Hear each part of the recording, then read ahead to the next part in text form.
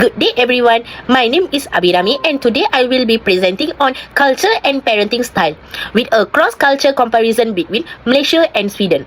In this presentation, I will discuss how culture influences parenting practice, compare parenting styles in both countries, and reflect on how these styles align with my own belief about effective parenting. Attitudes and strategies that parents use when raising their children. These include how parents communicate discipline, show affection, and encourage independence. Parenting styles influence children's behavior, emotional regulations, self-esteem, and relations. In these presentations, I will explore how culture shapes parenting styles by comparing Malaysia and Sweden, two countries with different culture orientations, and reflect on how I have learned from this comparison. Parenting styles refer to the consistent pattern of behavior, attitudes, and strategies that parents use when raising their children.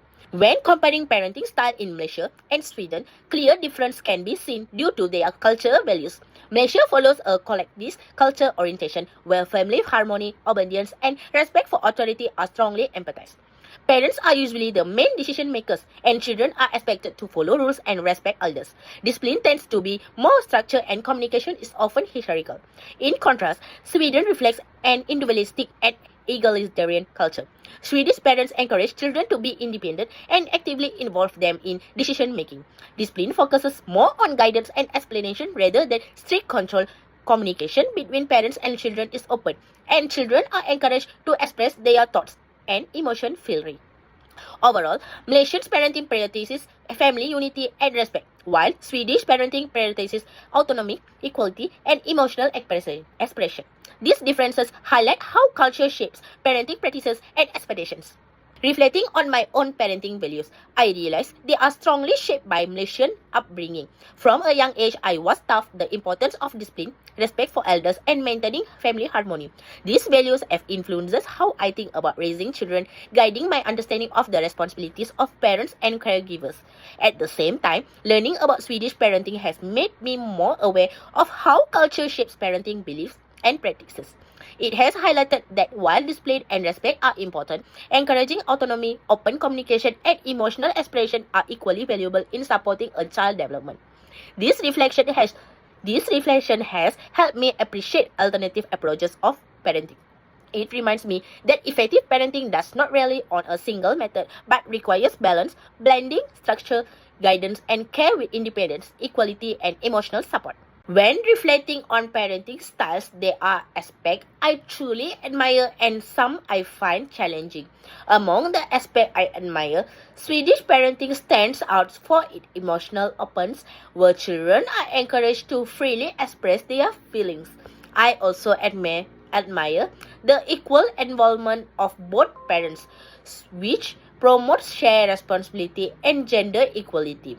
Finally, I appreciate how Swedish parents encourage independence and self-confidence, helping children develop problem-solving skill and self-reliance.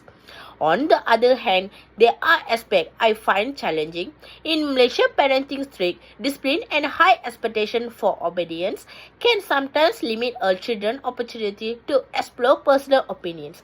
Limited emotional expression in this content may also prevent children from developing comfort with discussing feeling openly. Conversely, in Swedish culture, the high expectations for independence can be challenging for children who may require more guidance and structure, and it can be difficult for parents to maintain balance between freedom and boundaries. Overall, reflecting on both admired and challenging aspects has helped me see that effective parenting requires balance, a combination of guidance, emotional support, and opportunity for independence. Reflecting on what I have learned about Malaysian and Swedish parenting style has significantly influenced my own perspective on parenting. First, I have developed a deeper awareness of how culture shapes parenting beliefs and practices. It has helped me understand that there are not single correct way to raise children. What is considered effective in one culture may differ in another. Second, I have come to appreciate the importance of balancing guidance with autonomy. Children benefit from structure, support, and discipline, but they also need opportunity to make choices, express emotion, and develop independence. Third, I have recognized the value of shared responsibility in parenting. Seeing how Swedish parents share caregiving duties has highlighted the importance of partnership between parents, which can promote equality and strengthen family relationships. Finally, this understanding has encouraged me to adopt a more flexible approach to parenting. Effective parenting is not about rigidity following one style, but about adjusting strategies to meet the children's development needs while considering culture, social, and familial contexts. In conclusion, this presentation has highlighted that parenting styles are deeply influenced by culture. What works in one culture content may not necessarily work in another, and there is no single perfect way to parent. By examining and comparing parents' practice in Malaysia and Sweden, I have gained a greater appreciation for the diversity of parenting approaches and how cultural values shape belief, expectation, and behaviors. Cross-cultural understanding encourages parents and professionals to make more informed and sensitive choices, taking into account the unique needs of each child within their cultural context. Finally, reflecting on this different parenting style has allowed me to grow personally, increase my awareness of my own values, and helping me consider how to adopt a balanced, flexible, and culturally informed approach to parenting in the future. Thank you for your attention.